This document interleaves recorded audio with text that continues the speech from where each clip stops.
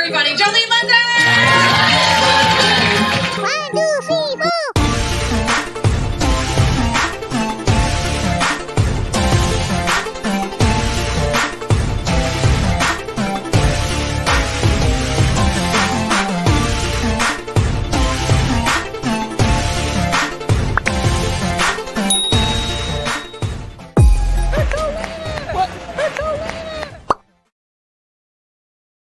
Hello, everybody, and welcome back to my channel. Happy Wednesday night. Tonight, we are talking all about day 10 of the Johnny Depp Amber Heard defamation trial. If this is your first time here, make sure you smash that like and subscribe. And if it's your second, third, or 700th time here, make sure you hit the like, you guys. It's the best way to support the channel. You can also, if you'd like, hit me up on the socials at Joleen Lunzer on Instagram, TikTok, Twitter, or send a super chat or join my Patreon. You guys know the drill. So welcome, welcome, welcome. Hopefully everybody is having a fantastic night. I had to push it back just a bit because I am uploading some videos that we are going to go over tonight. So let me just close a couple. I got too many windows here so it doesn't slow my computer down. Hello, hello, hello. Okay, so here we go. Let's get into it. If this is your first time here, my name is Joleen Lunzer. I am a stand-up comedian. Everything I talk about tonight regarding the Johnny Depp Amber Heard trial is in the name of comedy. I may not have the facts, but I always have the funny. And it's alleged, it's my opinion. It's my opinion. Tamra Judge style from the Real Housewives of Orange County. Also, yeah, I think that's about it. I think we did it. I think we got it. I think you guys know the drill. Smash the like. We got a like goal for 400. Let's try to hit it. Okay. Let's try to hit that like goal. Even though we are dealing with some serious stuff in this trial, we are also dealing with a lot of comical things. And as a comedian, I always find the comedy. Okay. And I think you guys have too in this trial. So I appreciate all your support in my videos as I recap this daily. All right. So today, I'm going to first share some breaking news about this trial that I found out from Court TV. So we had previously heard that we are going to hear some of the men who have been allegedly in Amber Heard's life. I mean, I guess they all have been, but some have been romantically linked to her and not necessarily, you know, have we had confirmation of all of these men. But one we have had confirmation of is Elon Musk. And that was confirmed today during the trial. And that was confirmed by Johnny Depp and Amber Heard's former friend and also Johnny Depp's former agent. However, Elon Musk, people have been saying ever since he bought Twitter, like, will he take the stand? Will he be a witness? And he's not. He's not. I don't know what the deal is. I don't know if he's just busy freeing up all the problematic accounts on Twitter, so he just doesn't have time for this. He's like, Marjorie Taylor Greene needs a voice, and so he's busy. I don't know. But he will not be testifying according to Court TV, which I thought was kind of a bummer because I wanted to hear from all of the men that they had listed. I think James Franco is still up in the air. And then also I'm trying to remember the other guy's name. Paul Bettany, which I don't really know Paul Bettany's part in this. I'll have to do a little bit of research. But a lot of people were kind of wondering, Elon Musk, James Franco. So far, I haven't heard about James Franco if he's going to testify, but we did get confirmation tonight from Court TV that Elon Musk will not be testifying. So let me know if, you know, if you guys wanted to hear what the new owner of Twitter had to say, or if you don't really care. All right, so let me share my screen. We had some very interesting witness testimony today. Now, we did a lot of pre-tapes. We talked to a lot of people, or I should say they did. We watched as Johnny Depp and Amber Heard's legal teams spoke with witnesses in pre-recorded interviews they had done last year. Okay, so, but the star of the show, and I think you guys know who I'm going to say it is the gentleman who was vaping during his court appearance. Not only was he vaping, he was driving during while being a witness, and I loved every minute of it because it was getting a little dull because we're hearing a lot. We're talking to LAPD because today we'll get into that. We had another 2 more officers. Yesterday we spoke.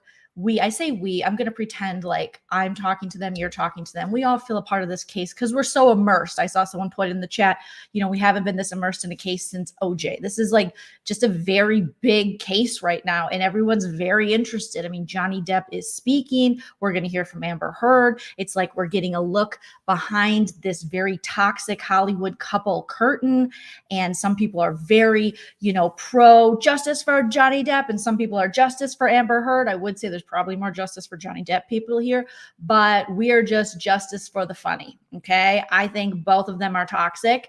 I do have my little opinions here, but I'm going to wait until the end of the trial to really tell you guys everything I feel and if I am team anyone. But right now I'm just team funny. Alejandro, yes, yes, he is the freaking star of this. Okay. So Alejandro is the front desk person at the penthouse where Johnny Depp lives. Okay. And he's kind of like an assistant. I know I have his exact title here. Let me pull it up. Okay. So okay, let's see. So Alejandro Alex Romero was testifying remotely. He is the front desk attendant at the Eastern Columbia building in downtown Los Angeles, where Johnny Depp's penthouse is located. And we've been hearing tons about penthouse 1, penthouse 2, penthouse 3, penthouse 5, and everybody gets a penthouse. And if you're friends with Amber Heard, you get a penthouse. If you want to be a finger painter, you get a penthouse. If you're writing children's stories, you get a penthouse. If you are an artist who doesn't want to work, which are most artists, you get a penthouse. So Johnny Depp was just giving out penthouses. So this wonderful guy, Alejandro Alex Romero, works as the front desk attendant. You can tell he has a very good rapport with Johnny Depp. And he was in his car during the entire testimony. And he was busy. And he had this moment, which I think a lot of people in this case that are friends with Johnny Depp and Amber Heard or somehow being called to testify, they're sick of it. Because he was like, I'm tired of this. And this, I think, interview was from November, if I remember correctly, this pre-taped. And he was just like, I'm tired of this trial. I am so tired of it because this has been going on a long time. And we are talking about incidents that happened in 2014, 2015, 2016, 2018. And we are now in 2022. We've been through a whole panic hook and a whole pandemic. Okay. So people are tired of it. And you could just hear it in Alejandro's voice. He's like, I'm tired of this. I don't make any more money doing this. So guess what? You're going to get me in my van, in my car, and I'm going to be vaping. And he seemed very annoyed, but I would be too, because basically Elaine, my favorite attorney for Amber Heard, not Rottenboner, but I love Elaine. Okay. Elaine was asking him all the questions about, did you see? The big thing is today was the event that happened on May 21st, 2016, where allegedly there was a grumpy in Johnny's bed, which he already knew about. And he thought that Amber Heard and her friend IO were responsible for it. So then Amber Heard allegedly picked up the phone to call IO and say, did we drop a grumpy in the bed? We totally didn't do that. And then Johnny's like, are you laughing at me and your poop and your grumpy? How dare you? And then allegedly, according to Amber Heard, he picked up the phone and assaulted her with it. Where Johnny Depp is saying, I did not. I picked up the phone. I said, IO, you can have her. She's all yours now. And then I tossed the phone on the couch or something near the kitchen. So we have two very, very different accounts of what happened from both Johnny Depp and Amber Heard. And so this event, or this, it's not an event, this unfortunate grumpy situation, this defecation, the defamation trial that has now become the defecation trial is the thing we're talking about. Okay. So even though Alejandro was not there the day that this all went down, we've been interviewing police officers. And like I said, we had police officers yesterday. We have new police officers today who actually have body cam footage that we'll take a look at as well. Then we have Alejandro who saw her, I think 5 days later, 4 or 5 days later. And so Elaine is just like, was she born with it or is it Maybelline? Like, maybe she's born with it. Maybe it's Maybelline. Did she look swollen? Did she look red? Did she look, and he was like, I don't pay attention. I don't even pay attention to people's makeup. I don't know. Hitting the vape. He's like, listen, I got some shit to do. I only get paid so much. I don't know what you guys are making. You can take all these days off work, but Alejandro only gets so many vacay days. All right. So I have to multitask like most Americans. So Alejandro was just, he's like, I don't pay attention to people's makeup. There's not one time in my life that I looked at someone and goes, man, your makeup is effed up. He goes, I look at people's eyes, and she did not look like she had been assaulted. She didn't look like she was swollen, and she didn't look like she had any physical things on her face, any cuts, bruises, things like that. Okay. And there's been a lot of speculation about this. So far, everyone who's testified for Johnny Depp has said it didn't look like she was, assaulted at all, as did the police officers who they talked to yesterday. But Elaine keeps showing these pictures like boom, boom, pow. She is, boom. I like that boom, boom, pow. She just keeps showing it, hoping that someone will say, yeah, it looks like a little swollen. And what I love is they've been asking quite a few people of color to speak on Amber Heard's skin tone and foundation. And is she injured here? What is it? And a lot of the people of color that they've spoken to, being like Alejandro, the officer from yesterday, who I believe was Latina, they were just like, I don't know, it's just like a pasty white chick. Looks like she was crying, got a little red. And I feel that in my soul, because when I cry, it looks like a little bit like I got beat up, but really it's just the redness of my face. Okay. So I feel as though we're learning a lot about what people feel when they just look at pasty white people like myself. They're like, I don't know, just she was crying, so she was a little red face. It didn't look like anything else other than, how those white girls, they have that real pasty skin and then they cry and then they get a little bit of red. So, okay. I don't know. So that was Alejandro. He was like, he did not budge. And Elaine stayed on him. She's just like, well, how about here? No. How about there? Mm-mm. Did you notice if she was wearing makeup? No idea.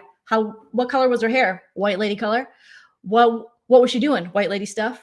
Were they on a couch? Sure. Did you see her on the day of? No, because I don't work every day. I have weekends off. Okay. Because this is America. All right. And the unions made it so that we could have our weekends off unless you work on the weekends. And I feel bad for you. Takes a hit of the vape. Alejandro just stayed, he's like, I don't know. I wasn't there. I saw her 5 days later. From what I could see, didn't look like it. I can't say whether something happened to her face or something didn't happen to her face. Just looked like a white lady who might have been, I didn't even see any red stuff on her face. I didn't see anything. She just looked normal to me. I don't pay attention. I don't know her skin tone. I don't know what foundation she uses. I mean, Elaine was like, do you know what sunscreen she uses? And Johnny Depp is just like laughing because these questions are so ridiculous. And I'm sure, they're ridiculous to ask a guy who saw her 5 days later. I understand why they have to ask them. I understand why, her attorney, like that's her job.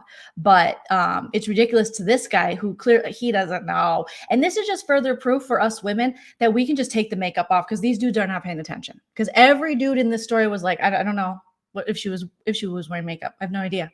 Even some of the women. So who are we wearing makeup for? We can say ourselves, but it's like blame big pharma, blame big makeup. Okay, blame Maybelline. They're telling us constantly, hey, bitch, you're ugly. Put some foundation on your face. And these dudes don't even know. They don't even care. Women as well. So gay, straight, bi, pan, whatever. Wash your face and let your pores breathe because no one is paying attention to your makeup. And I tend to, when I go out and do a show, I put a lot of work into my makeup. And nobody even notices. So if something happens down the road where people are asking questions about me, do you know what Joleen was wearing on her face? Could you tell she was wearing makeup? I don't know. I didn't really look about that. I didn't really pay any attention. And I'm buying like Charlotte Tilbury makeup now, like good shit. Okay. So I want people to be like, yeah, her face was caked up. It was so thick. That makeup was, it was on point, but those brows were really overdrawn in. And she had some mascara clumps, but it looked like she put effort in. Okay. She tried to do a wing on her eyeliner. However, I think it's allergy season and she was rubbing it because one of the wings was gone and the other one was crooked. But there was effort there. Okay. So just word to the wise. This trial has taught me, if it's taught me anything, it's taught me, don't even bother with makeup anymore. No one is paying attention. No one remembers what you were wearing. No one remembers what your hair color was. They don't care. They'll just go, was she ugly? Yes. Was she pretty? Yes. Was she pretty ugly? Of course she was. That's all people are thinking about. Okay. So his testimony lasted quite a while. And Elaine just, pounding in these questions of, is Amber Heard, was her face swollen? Did you see any marks? No, no, no, no, no. And then, like I said, he took a big hit off the vape, to which you see Johnny Depp's reaction here. They were kind of panning back and forth to the reactions from Depp and some people on his team. And Alejandro's like, can I go now? Arby's has got 2 roast beef and cheddars for $2 today, but only till noon, and it's 11:45, lady. Wrap it up, okay? Because I do not know what that chick was wearing. But he told a really funny story too. You could tell that Alejandro has seen some shit in his job, okay? If you're the front desk person, you're like a concierge, if you will, of that building, or maybe just of Johnny Depp's penthouse. I don't quite understand what he does, but somehow he works with and for Johnny Depp, and he works in the building in which Johnny Depp has his penthouses, okay? And he's seen some stuff, so he's working hard all day, making sure people are safe, people are okay, things are, working and moving and grooving. And then he's got Amber Heard and her friends, Rocky Pennington and Rocky Balboa. Also, Rocky Pennington, or whatever that lady's name that she may or may not have hit in maybe a Whole Foods, maybe around Thanksgiving, is not the MMA fighter, Rocky. That woman tweeted today and said, it's not me. I'm not friends with Amber Heard. There are other Rocky Penningtons in this world. So I feel bad for her, because now she is getting dragged into this. Because yesterday someone was in my chat and I didn't know. And they said, yeah, I don't think she hit her friend Rocky because she's an MMA fighter. And I'm like, oh shit, she probably would have. Yeah, you hit an MMA fighter, they're going to knock you out, or just like wrap their legs around you and roll around until you get cauliflower ear. Whatever they do. I don't know. I'm not really into MMA. No shade, all shade. But she would have done something. But no, this is a whole different. There's a whole other Rocky Pennington, who doesn't roll around on the floor, doesn't wrap her legs around other ladies, and doesn't have cauliflower ear. She's off doing something else. So that's not her. Quit tweeting her, everybody. Okay. But this guy was also talking about, like, I don't pay attention to people with their wonky eyebrows.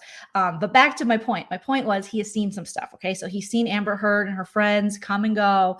And he was actually throwing a little bit of shade, I guess, their way, where he was like, I probably shouldn't say this, but who cares? I'm so sick of this trial. I'm sick of Johnny Depp versus Amber Heard. I'm tired of it. These chicks, Rocky, who was living in one of the penthouses for free with her boyfriend at the time, came and told me someone's trying to break into their apartment. So I went up to investigate. And the reason they said someone's trying to break in, Alejandro said, is because there were scratches on the door. And he's like, they were scratches 4 inches from the floor. So I had to tell these women, it's the dog. That's the dog. No one's trying to break into your place. It's the dog. So I have no idea what is going on, why people... why these women were trying to create a story, or why they would go to Alejandro and say, someone's trying to break in our apartment. What kind of robber scratches at your door 4 inches from the floor? Okay. That is some weird poltergeist shit. Okay. That is some kind of scary movie, Blair Witch Project, some kind of, maybe, however, I will say, maybe Alejandro's vape is possessed. And when he's vaping, the smoke, or the vape, whatever you call it, goes under the door and then becomes a person. So that could be. So it could be some supernatural shit going on. But other than that, I don't know. Robbers, let me know. People who break into people's houses, let me know in the chat. I know some of you watch. Is that normally your go-to? Instead of just like breaking down the door or like picking the lock, you just scratch at the bottom of it until you make some progress, because that would take a long time. And that really doesn't seem to be a good idea. Okay. So you could tell that he's just like, I have to see a lot of shit. And they come to me for a lot of stuff. So that day it was, you got to check on the apartments. You got to, this, that, or the other thing. He had some contact with Amber Heard, but really he was like, I didn't really talk to her that much. I've seen her a bunch of times, but we weren't really that close. I was closer to other people who lived in the building. They talked to me a little more than her. And obviously I talk a lot to Johnny Depp. But other than that, I don't know. And as far as their apartments getting broken into, it wasn't happening. Okay. It wasn't happening. All right. So after he left, I was like, don't leave. Please don't leave me. Da, da, da, da, da. And I was very sad. that he had to leave. I hope he has to come back for something, even if it's just to roast privileged Hollywood elites. I would just love to see him roast everyone who's been in and out of the penthouse, since he's seen, you know, thousands of people. Speaking of the penthouse, I did Google, because they've been sharing the address of it, so you guys can do this too. And it's 849 South Broadway in downtown Los Angeles. So here is the building that Johnny Depp's penthouse is, where they live.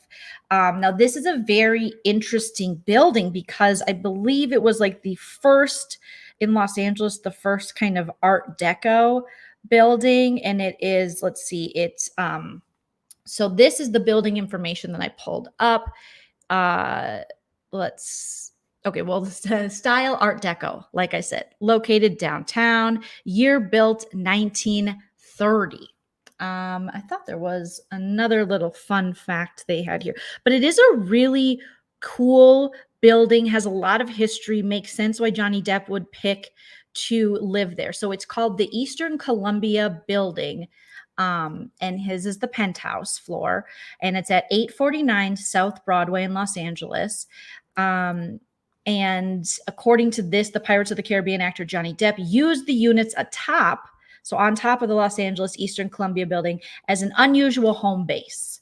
Mr. Depp's 5 condo units, 4 2-bedrooms and 1 1-bedroom units perched atop the Eastern Columbian Building. He kept the condos largely separate, living in them like rooms in a home. Mr. Depp added doorways connecting 3 of the units, which he used as his living and entertaining space, while the other 2 served as art studio and guest suite. And what we know from this trial, the other 2 were also for all of Amber Heard's and his own homeless friends. He had a lot of artist people who were like, I am not going to get a job at Starbucks. I have to create my art. Okay. And Johnny's like, here's a penthouse. And they're like, thank you. I won't be able to pay you ever. And he's like, no problem. And then he was shocked when he was allegedly in financial ruin. And I'm like, JD, you got to start charging these people. Okay. There is no such thing as a free lunch. If my mom taught me anything, there's no such thing as a free lunch. Okay. So, and now maybe that's how they're paying for it, is they have to now testify in this trial that is never ending. They have to have their names in the press.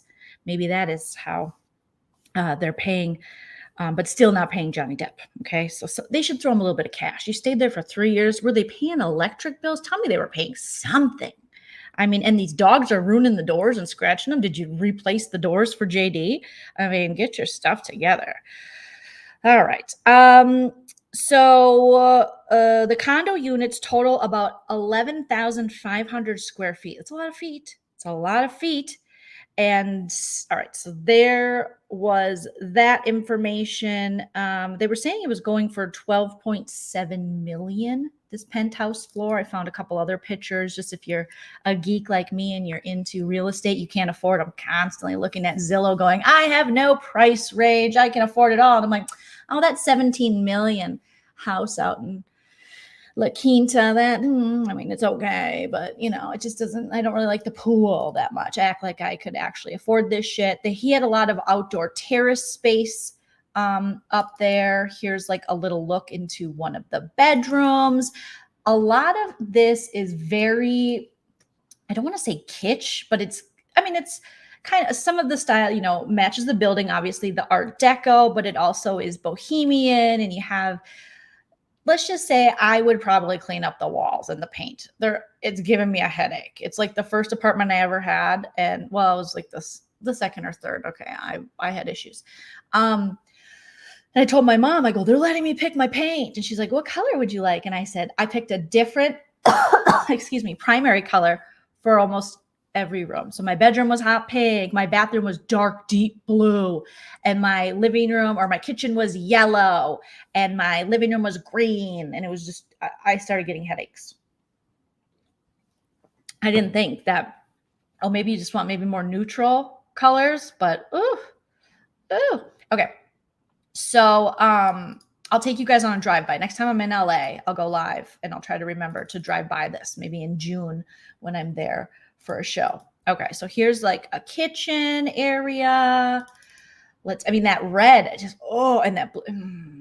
Johnny, this is this is MDMA house. This is a coke house because you just are, you're awake. So you're like red. And, it's kind of like yesterday's trial where they were talking about being a bloodbath. Well, I think they were just talking about the kitchen and this just dark blue. However, he does have some pretty cool artwork. I mean, I don't know anything about art except for what they sell at TJ Maxx, but this looks like something they don't sell at TJ Maxx. I think it's a hand painted mural by some artist because he knows everybody. And then, you got the kitchen table, which is very, I just keep thinking kitsch. And I do like a kitsch, but not in the house.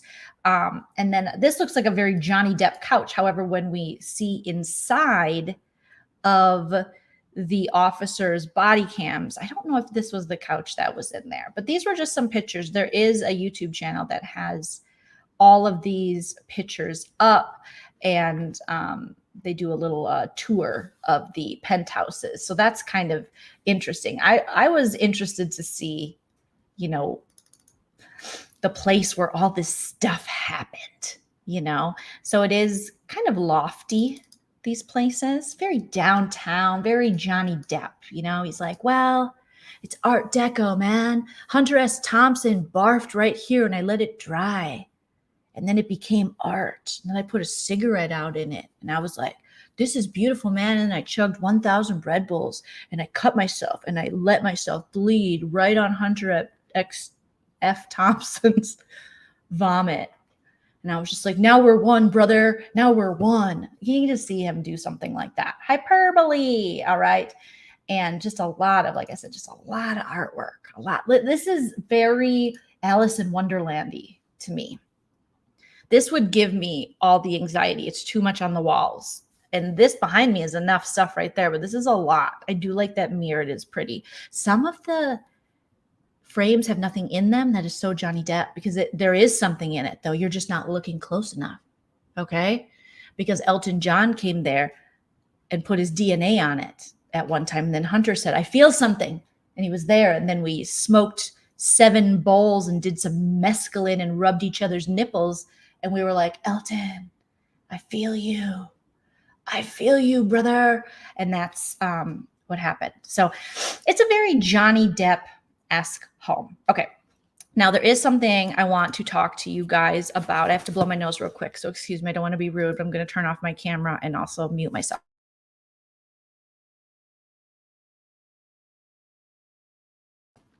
Okay, I'm back. Thank you so much for your understanding. Yes, a Joleen exclusive.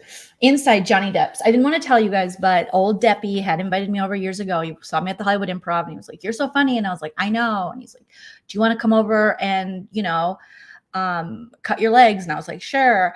And then we just shaved my leg hair one by one and did peyote. And it was an amazing night, allegedly. That's all I can say, because I was then forced to sign an NDA by Laura Wasserman, his divorce attorney. I just happened to be there. It was very strange. Okay, so let's take a listen. Now, here's my new thing.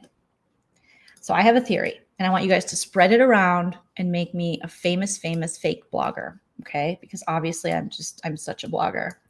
I have a theory that Johnny Depp is going to be, if not already, soon in a relationship. And I apologize if this woman already has a sweetie, but some flirting's going on, okay? And it's not with Amber Heard, and it's not with Elaine, okay?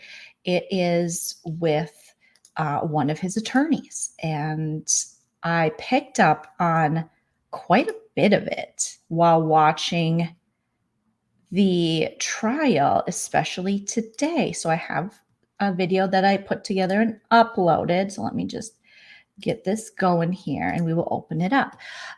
So the attorney in question is Camille, the cutie Camille Vasquez. Vasquez, I don't know why I called her Vasquez. So according to her bio, she worked as an attorney for a Los Angeles-based firm before joining the current team. She has experience litigating contract disputes, business-related torts, and employment-related claims, and is well-versed in plaintiff-side defamation litigation. So sweet Camille, we see her sitting next to Johnny Depp, and we see them getting, just like so close, and they laugh and they giggle. However, you could also argue that he is then also flirting with his main male attorney, which I forget that guy's name. He has some like crazy Lucille Ball, I'm 80 years old glasses that he wears that I really do like. But he does laugh with him. So he's either going to be hooking up with Camille if he's not already, and I don't know if she's married, or he's going to be hooking up with his main lawyer, which I'm trying to look for that guy's name because I already forgot. I can just think of Rottenboner and Elaine, all right? But we know that the main guy, his name is... Dun, dun, dun. Main guy. Okay. High profile lawyers from Brown Rudnick represent Depp. The case is being presided by Judge Penny Ascarat. All right. So Ben Chu. Ooh, Ben Chu. He's going to take a little bite out of Johnny. Attorney Ben Chu represents Depp in the lawsuit and is also a partner at Brown Rudnick. Brown Rudnick. That could be better, could have a better name. Okay. However, so he does flirt with Chu, but he also flirts with Camille. So let's take a look. Let me know if you guys can hear this. And this is breaking news. Nobody else is talking about this. If you want the facts, go to the fabulous Emily D. Baker or Legal Bites, two kick-ass ladies who are killing it in legal YouTube. So shout out to them. I enjoy watching them so much. But hopefully you guys can hear this. If you can't, let me know. But I'm going to show you something that will blow your mind. Okay, here we go. Well, actually, you can't hear anything. This video has no sound. Okay, so the first thing, what is she doing? She's sitting next to Johnny Depp, all right? She was scrolling through her phone, and I noticed this today, this morning, before the trial started. And I was like, oh, they're sitting, and they're kind of sitting close to each other. And I noticed she was scrolling on her phone. Then all of a sudden, she pulls up her camera app to look at herself. And I'm thinking, okay, maybe she just wants to check herself out. But why now? She was kind of keeping to herself, scrolling on her phone. He was, drawing, bloody things in his sketch notebook because he's been sketching throughout the trial and, just being very Johnny Depp goth, emo-y, just like, my heart belongs to Hunter S. Thompson and Patti Smith. And then he stabs the book. But so she's looking over here. So let's just take a look. So she looks, she's got her cam on, and then she checks herself out and she goes, I look good. I look good. Cause you do, Camille, you look really good. Okay. So then she's like, hey, John. Okay. So that was the close up of her. So here's her before, just scrolling. And then she checks out her camera and she sees, I look good. I look really good. Here, let me take my brand thing down so we can really get a good look at this. Okay, and let me take this off because this is breaking news. I mean, people should be picking this shit up. Okay, People Magazine, where you at? All right, so let's just go back to the facts. Nothing but the facts. She's scrolling. And then all of a sudden she's like, hey, Camille, how are you looking? Checks herself out. Boom, boom, pow. What's going on? What are the angles? How's the fit? Okay. And then she's like, oh, just kidding. I wasn't even doing that. And then he's sitting there. And then we see her, oh, turn my Wi-Fi off, blah, blah, blue, da. What's Johnny doing? She looks over at him. Okay. And she's like, did he notice? And then we scroll over to these guys and they're just like having a boring time. Rottenboner looks, he's like, okay, tell me more. Megan's got to share everything. Then these boring people, then they're back. Okay. And she's like, okay, he hasn't got my attention yet. She opens up her computer. She plugs it in. He's like, hey, what's up? And she's like, oh my God, nothing. And he's, oh my God, shut up. Stop it. You promise? Promised. Her lip reading the lip, promise. He's like, yeah. So she checked herself out right before talking to him, which is definite sign of flirting. They're laughing. Oh, lean over. Hi, how are you? Okay. Oh, got to stand up. It's like school. You're so happy you're sitting next to your crush. Look at, he fixes her cord. What the frick was that? That is a definite intimate sign of I care about you. Why did he fix her phone cord? Why? 2 reasons. You love her or you have OCD. And I have a feeling he loves her. Okay. So again, let's just the facts. All right. So these guys, boring. The cool, it's kind of like the kids that want homework. Hey, what are we going to do? It's like, oh, boring. And then we go to the cool kids, the kids who are probably only going to work at the, local pizza shop. They peaked, but they're hot. So they're like, oh my God, they're laughing. And then they have to stand up. And then look at him. He's reaching over. What's wrong with her cord, Johnny? What's wrong with her cord? Are you afraid, it's going to maybe she won't be able to get full use of it? What are you doing? What is this move? This means something. Okay. And he just kind of skirts it over a little. Why? And how do you feel so comfortable? That is a sign to me of some kind of, again, I'm reading into it and we're having so much fun, but some kind of intimacy has been established that he feels so comfortable reaching over into her space. And she's just like a boyfriend would. I know, I'm reaching. That's what I do. Okay. This is The Bachelor. So she's just like, oh, that's just my guy, Johnny, helping me out. And Amber is like, what happened? What is going on? What are you doing? Oh my God. No, I don't think Amber, I didn't get a video of what Amber's doing. So then they stand there and then she's texting her friend. Hey, it's Camille. Hi, Diana, it's me, Camille. Johnny just smiled at me and he offered me one of his certs and he just fixed my cord. Text me. So then they're back. Do you see her eyes? Her eyes are what's Johnny putting in his mouth? Okay. Obviously we learned from Clueless, drawing attention to your mouth is a great way to attract the opposite sex. It's very important to do, especially women to men, but it's 2022 now, okay? Men are doing that shit too. So he's like, I'm going to put a cert in my mouth because I just smoked a pack of Marlboro Reds and that's not hot for the ladies, So he's popping certs. She looks over like, what sweet stuff is going in his mouth? And then he pops it in and then he looks at her like, he's kind of, well, he's not looking yet, Joleen, but he's starting to. She puts her notebook down very close to his. And then she's like, oh my God, what are you doing, Johnny? It is like it's Eastern time. So it's like 10 a.m. and you're already putting mints in your mouth. He's like, am I? Or am I just sweet or just that sweetness that you need? And she's like, oh my God. And it's constant this. Moving the hair. Someone likes you if they move their hair a lot, okay? This is 5th grade. This is clearly a 5th grade. This is a junior high trial as it is. Shut up, fat ass, and that's very junior high. So why can't? Now look they had this moment, precious moment, where they're just move the cord, okay? Laugh, ha, ha, ha, oh my God, shut up. Find me on Twitter. Are you friends? Do you snap? I snap. I could figure out a snap. Me and Hunter S. Thompson once snapped each other's earlobes off and then we glued them back on with extra mescaline and silly putty. Have you ever done that before? She's like, ha, that's so funny, Jenny Depp. Then they stand up and then reach, cord. Here, let me help you. Your cord is going to get tangled up. You might trip on it with your elbow or it might not be as comfortable as you need it to be. And then she's like, oh my God, I'm ovulating. I don't know. I'm just reading into this. And then he pops the cert. She's like, what are you, Johnny? Oh my gosh. Oh, did I hit your arm? Are those certs? They are. Oh my God, they're so funny. And there was tons of this throughout the trial. And then this, and then he's like, they're going to do it. They're going to do it. Allegedly. Okay. So then she's pretending to read. He's pretending to care. And then that guy bored me. So, I mean, hello. From right before she talks to him, she's like, I better check myself before I wreck myself. You're doing great, girl. Checking it out.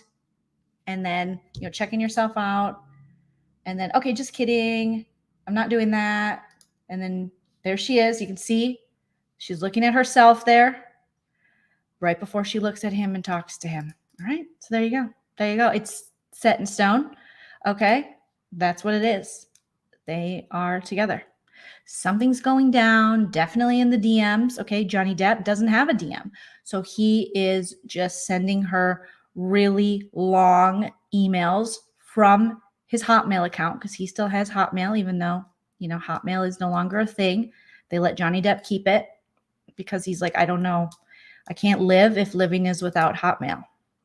So that's what happened. So yeah, the smelling the finger, just the whole, everything's happening. Everything is happening. Yes, the hair by the side. Thank you. Thank you guys. We're going to hear stuff about this later. All right. And I'm sorry if she has a Mr. or a Mrs., but I am a love detective. If things are happening in people's pants, I know about it. Okay. I know about it. They're both boning out over each other. Okay. So we got so much breaking news on this live so far, and we're not even done. Okay. Elon Musk will not testify. Johnny Depp and Camille, allegedly a thing. They are together. They are both ovulating. It's 2022. Free your mind, and the rest will follow. Okay, everybody. Let's see. What other video did I have here? So after we have this happen, we also, okay. All right. We have to talk about San Francisco, and we have to talk about what we go through in LA. Okay, I'm going to tell you something. As someone who lived in LA for 6-7 years, I can't remember. The trauma's still there. I do love LA, but there are so many things that I didn't love about LA. Right now, I have a fantastic manager who's a woman, but I always feared that I would end. I've only actually had representation by women. I had a commercial agent that was a woman, but I've always feared that I would be represented by some man in a fedora. Like, oh my God, they're everywhere in LA. They're everywhere. And he's living in a house of mirrors. It's just so Hollywood. Okay. So this guy, let's get into this guy. We hear testimony from him. All right. And this is Christian Carino. He's a talent agent. So obviously we're laughing because it's funny. The whole idea of talent agents are funny. The whole idea of LA is funny because you basically have gatekeepers that, you have to create, once you create something or you get some heat behind you, then the agency like CAA, who he worked for, wants to rep you and take a large portion of your money. However, if you're looking for people, Christian, I'm available. I do have a manager, but I don't have an agent. So, you know what, if you're looking, but also get rid of the fedora. Okay. So when he had to explain what an agent does, I'm just like, yeah, explain to me because the only agent I've ever had, like I said, I have a great manager right now, but the only agent I've ever had, I don't know. We didn't see eye to eye. But I was very Minnesota about it, and I was too afraid to break up with her. So I just stopped sending my veils and telling her when I was going traveling. And then she was like, I don't think this is working. I was like, oh my God, me neither. Have a great life. So yes, but they just exist in my experience, agents just existed to take your money and make you feel bad about yourself. Because all my agent ever did was go, hey, I got you an audition for a role for an unattractive, out of shape girl. You want to do it? And I'm like, can you just like leave that part out? Can you? Because I didn't move to LA I get that I'm just like the funny chick. I'm not the model. I'm not the Jennifer Aniston of the bunch, but maybe just keep that stuff out. Like I would show up to auditions and my comedians I knew would be there. And they're like, what are you auditioning for?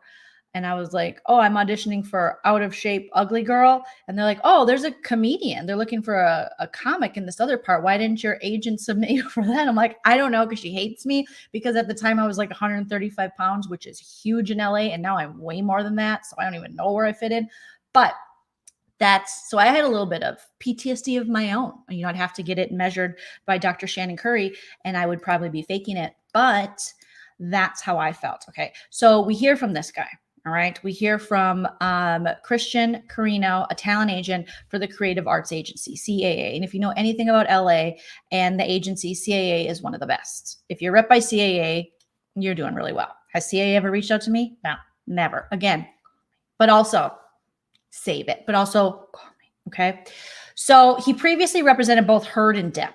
So they were talking to him. So his testimony was actually pretty interesting, even though it was pre-recorded from January 19th, 2021. It was interesting because at one time he was friends with both of them. And he first started being friends with Amber Heard, and they would hang out.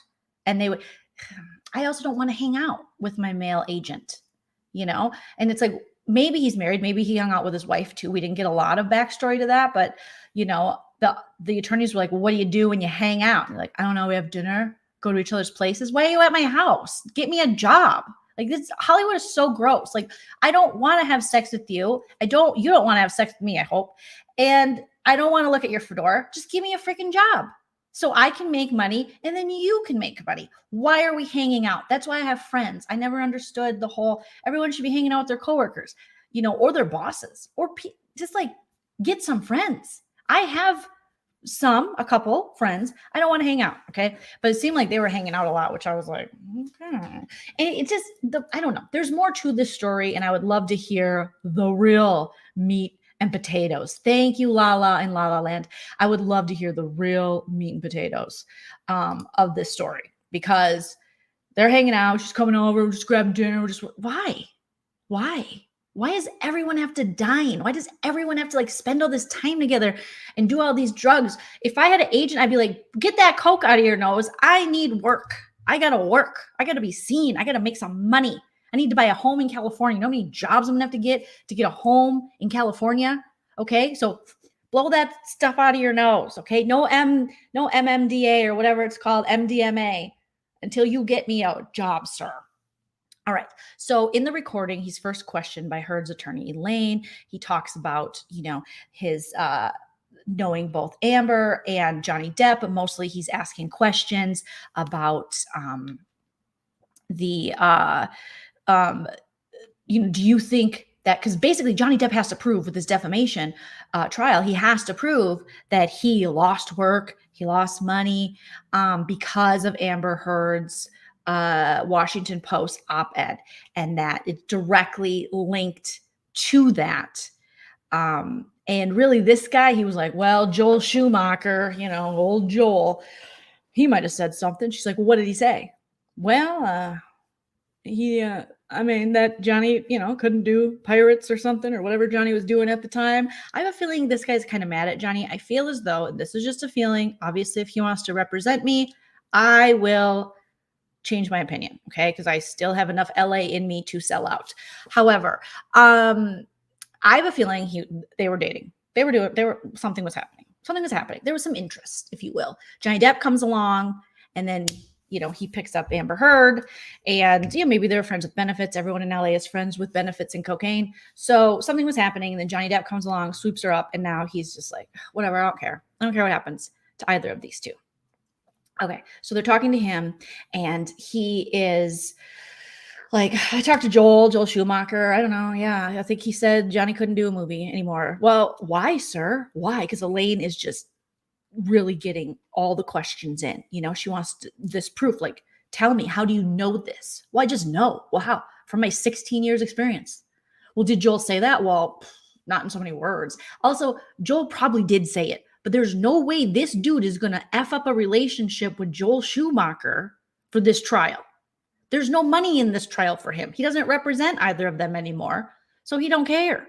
If he outright says Joel Schumacher said this, that he's screwed. So there's so many reasons we're not going to get the full truth around that. So I guarantee Joel Schumacher is one of, people were like, I'm not touching him. He's got these, he's being charged with DV. Yeah, right. No way. She just wrote an op-ed. Me Too is happening. We are not touching this shit right now. Okay. So I hear that. I understand that that's what probably happened.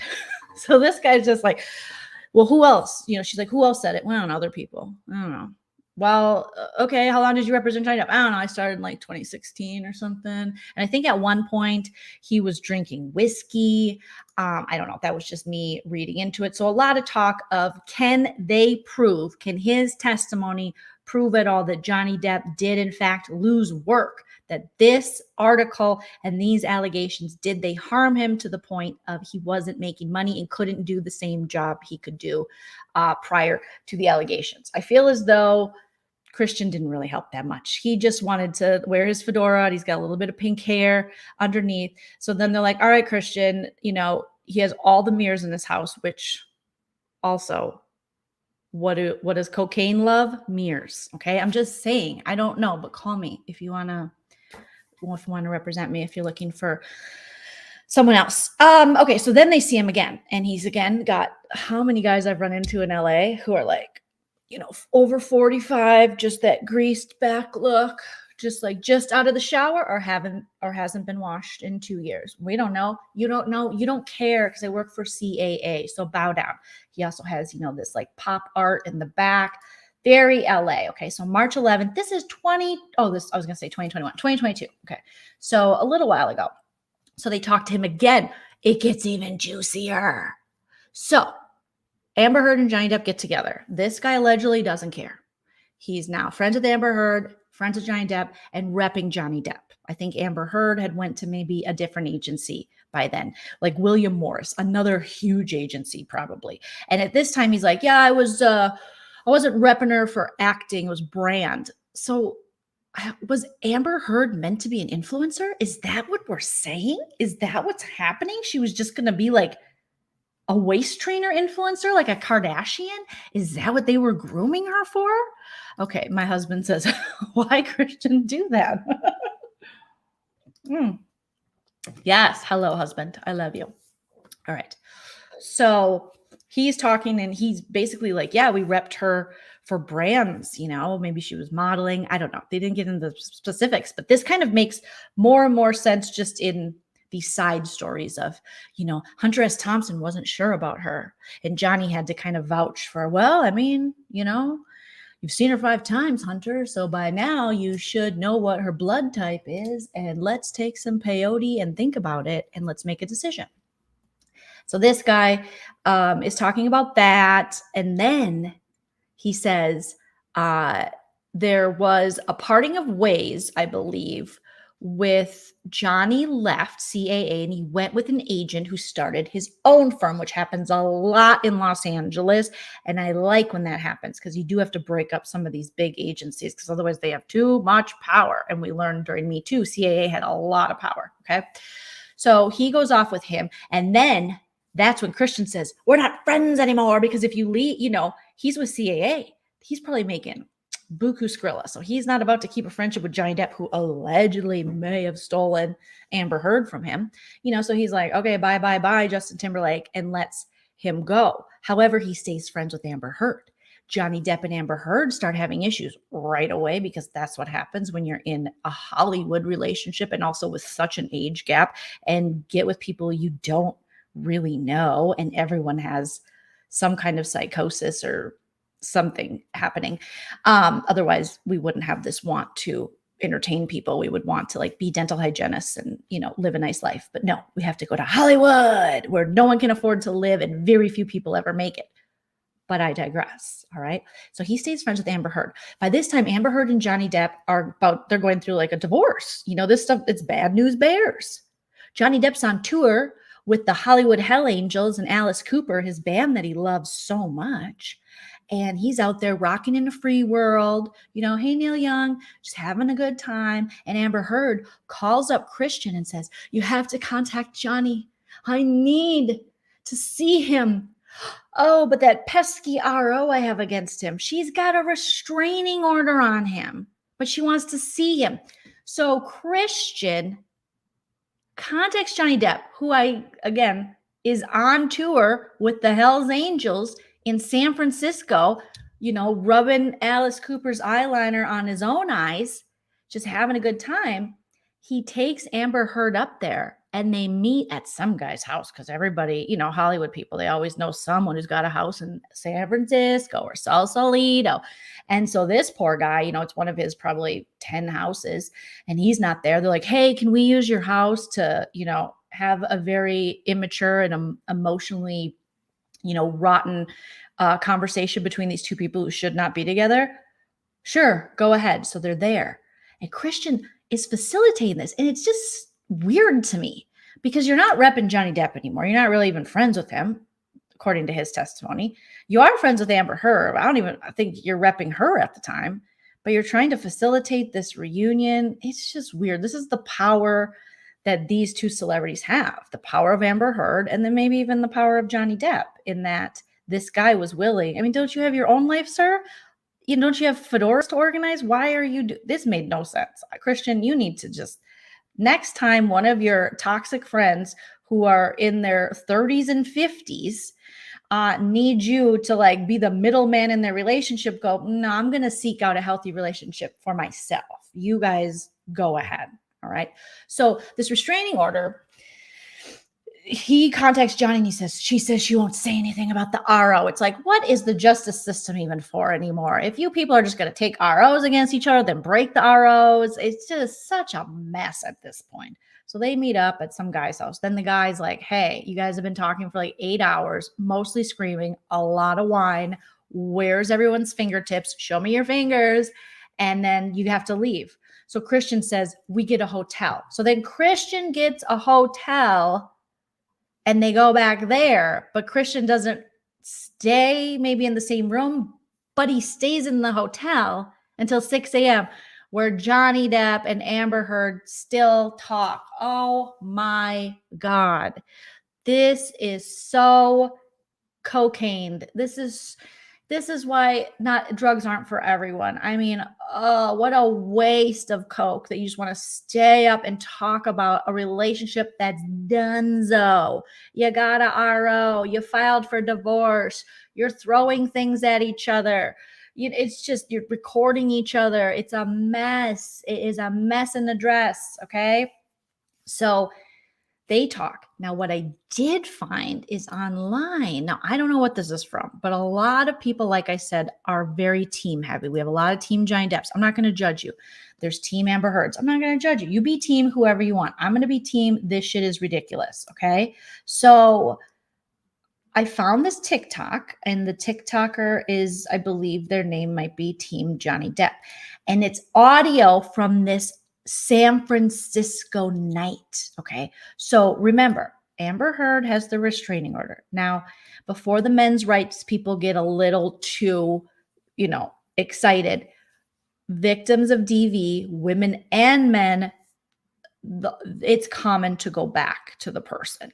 Okay.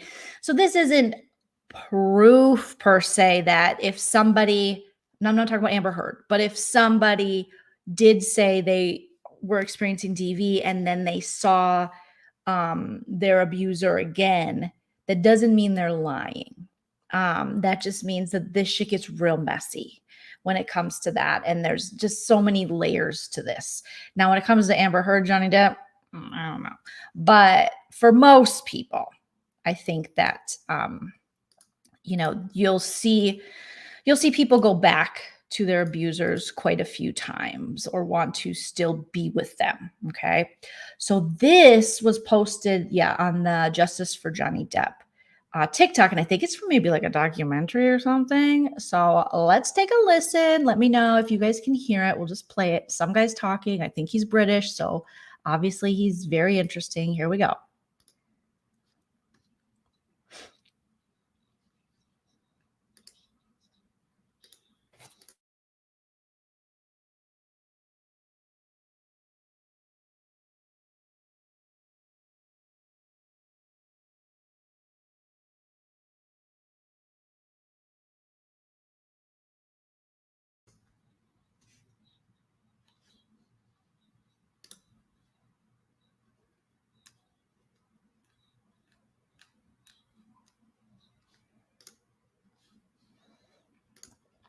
Okay, I'm going to rewind it only because I meant to take my banner off. All right, so let me know if you guys can hear it. We'll just start it over.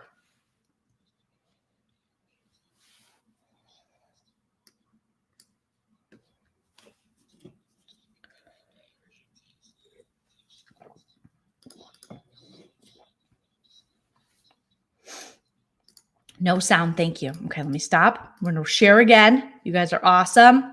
You're killing it. It says the share audio is on. Share audio. Okay, let's try this again. Share audio tab, share audio, share. Okay, give me a thumbs up if you can hear this. Okay, let's try this again. No, and I don't want you to come anywhere near me. And that is that she gets tired and she asks if she can go to sleep in his hotel room, in his bed. And she invites him into the bed. And he declines. Get out. I'm getting fucking Sean, you're giving me shit. Hypocrite, you are a leftover fucking over the hill stripper. That's all you'll ever be. And this industry, what you've done, I can't do it. You're recording? Yeah, I am. Hi. I'd like to say hello to David and Paige and say that I love you and I'm sorry this didn't work. And he goes and sits in the living room, and this is the evidence he gave. And he puts his head in his hands and he cries because he cannot understand how he's got to this position where his ex-wife, who is accusing him of all of this nonsense, all of this shit as he describes it, and she doesn't deny that, is lying in his bed. And that's, we say, such a powerful point in demonstrating that these allegations were untrue. Okay, so that is the entire clip that they posted on the Justice. What was that TikTok? It was let's see, they had it in the beginning. So if you want to check out at Justice for Johnny D5, I believe, the number 5. I'll just share that screen so you can see if you want to check out that TikTok. Thank you to that person for putting that up. So wow. Okay. So once I had seen this last night. And so when I heard Christian's testimony, say the agent's testimony, I thought, this is San Francisco. This is about San Francisco. So Christian testified that they left, I think he left around 6 a.m. So it sounds like when they went to this hotel to then talk, she then still has the restraining order against him, wants to sleep in the same bed with him. Johnny Depp does not want her to sleep in the same bed because you're accusing me of DV. You have a restraining order out against me. They get in an argument about that. He calls her, whatever the stripper thing is, finds out she's recording, and then says hello to David and Paige, her parents, I believe, who he has said throughout this trial that he loves them very much. And this is just a horrific relationship. It is crazy. So much of this does not make sense, and in a lot of ways you could turn to the old Judge Judy saying, if it doesn't make sense, it's probably not true, and now we've seen audio of her, because they've recorded each other, where, she does admit to physical violence on him. So it is just so messy. So once Christian's testimony, I was like, oh, so there's more to that. So I wish we would get Christian. I'm surprised we couldn't get Christian in person with some real-time questions and answers, because he saw a lot that night, allegedly. I mean, the San Francisco night and hearing this, and you're breaking an RO to spend time and talk to each other. It's just a lot. So toxic, Chica, so toxic.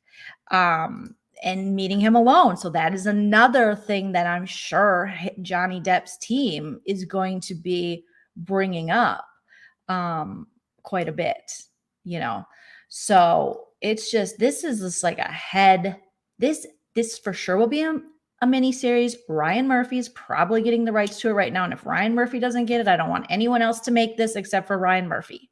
Okay. Because he's been doing all the true crime stuff. And this is definitely one of those. So that to me was, wow. I was just like, I did not know any of that. I had no idea. I mean, I didn't follow this case, like I said, that closely, but I had no idea there was an RO. And then they broke an RO, and it was she who wanted to break the RO to go talk to Johnny Depp. Then you have this altercation in the San Francisco hotel room, and she's promising she's not going to say that they broke this restraining order, knowing that, he would be in big trouble. So it was just a mess. Okay, let me share some more screenshots here. All right, so let me get this off the screen. So now we have Christian. Here's some cool images that they got inside the courtroom today. And this is them watching Christian's testimony and them talking about, his relationship with both of them. The representation, being an agent, finding out whether, he could provide any evidence that proves that Johnny Depp did lose jobs because of this op-ed in the Washington Post. It was interesting. It was a more interesting testimony than I thought. When I first saw the fedora, I was like, oh, hell no, I am not going to sit here. It is afternoon time. I cannot listen to a man in a fedora and take him seriously after lunch. I'm too sleepy. Okay. That might be morning stuff because I'm still trying to wake up, but by afternoon, I can barely stay awake. They got some shots of this is Johnny doodling. I do doodle, you do doodle too, you know, like Willow from Buffy the Vampire Slayer. What? I do doodle, you do doodle too. So Johnny Depp is a doodler.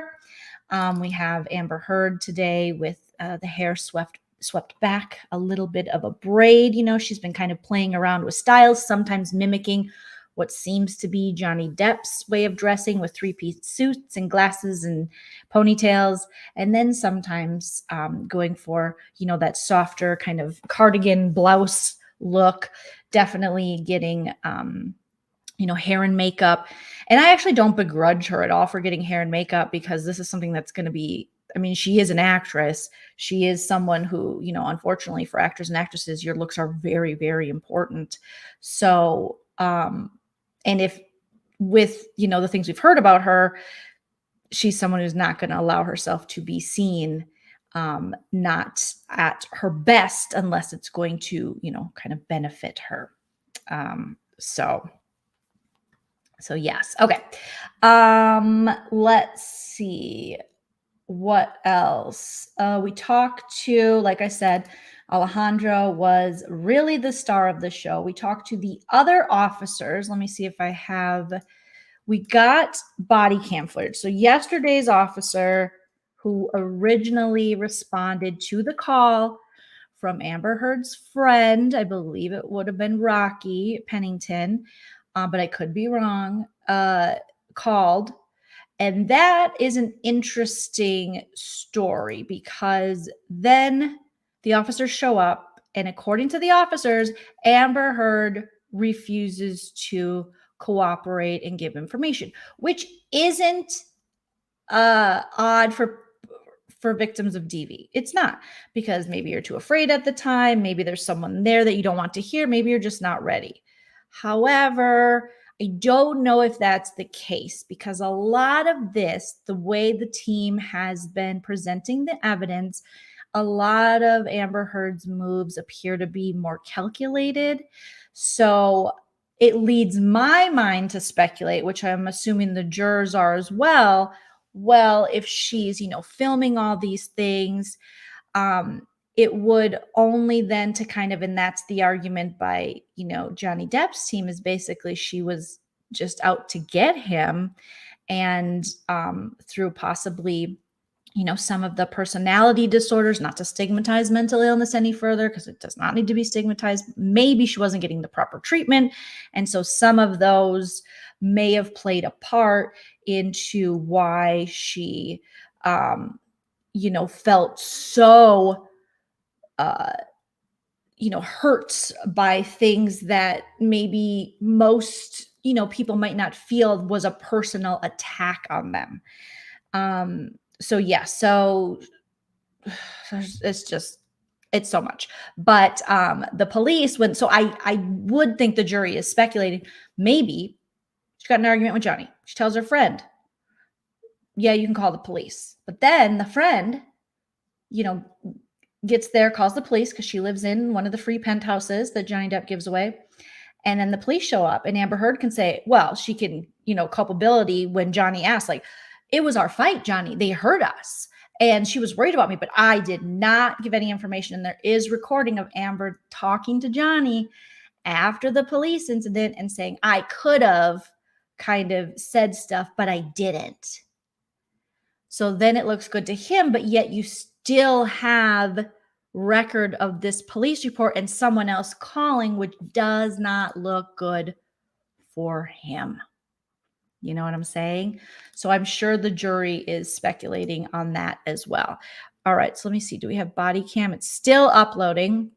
So the first day, yesterday, I should say, the first time they responded to the May 21st incident with the phone and the grumpy, you know, we can watch the So this is what the whole fight is over, is this right here. Let's pull back up Johnny Depp's testimony about the grumpy, which will forever live in infamy and hilarity in that this is over doo-doo brown.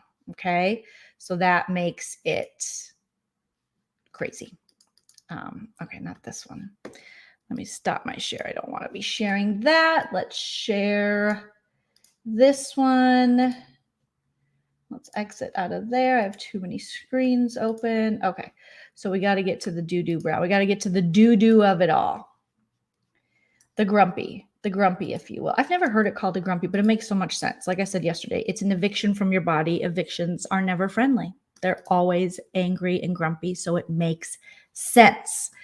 All right, so let me share this and grumpy, share audio. Yes.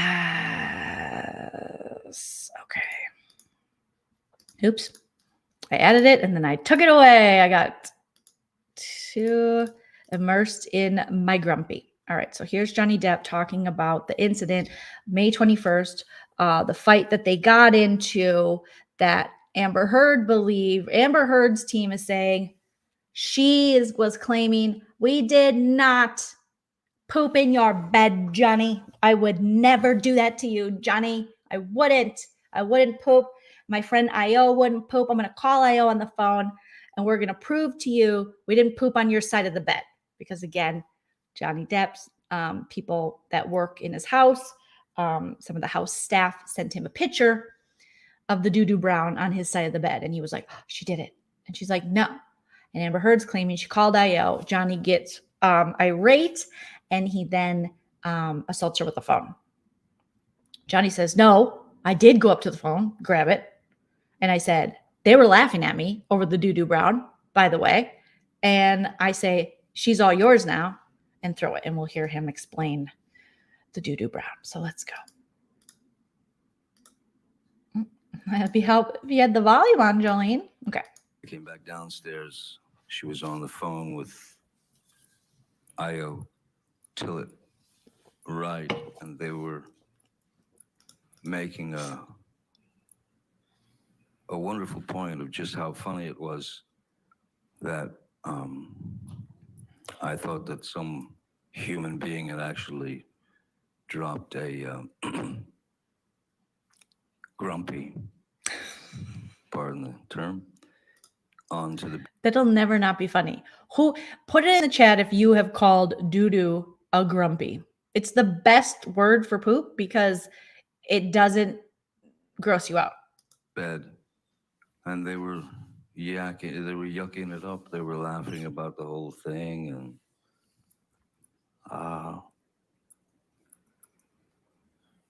it was you know, it was a tough couple of days, and I really didn't feel like I deserved that kind of treatment. And I went over and I said, let me talk to her. I grabbed the phone and I said to Io, you can have her now. She's yours. She's all yours. Right? And then I took the phone and I just bang like that onto that side of the couch was 8 feet long. The other side of the couch was about 6 feet long. I flopped it onto the couch and I was walking towards the kitchen to exit, and then suddenly Rocky Pennington ran in to the penthouse and started, leave her alone, Johnny, leave her alone.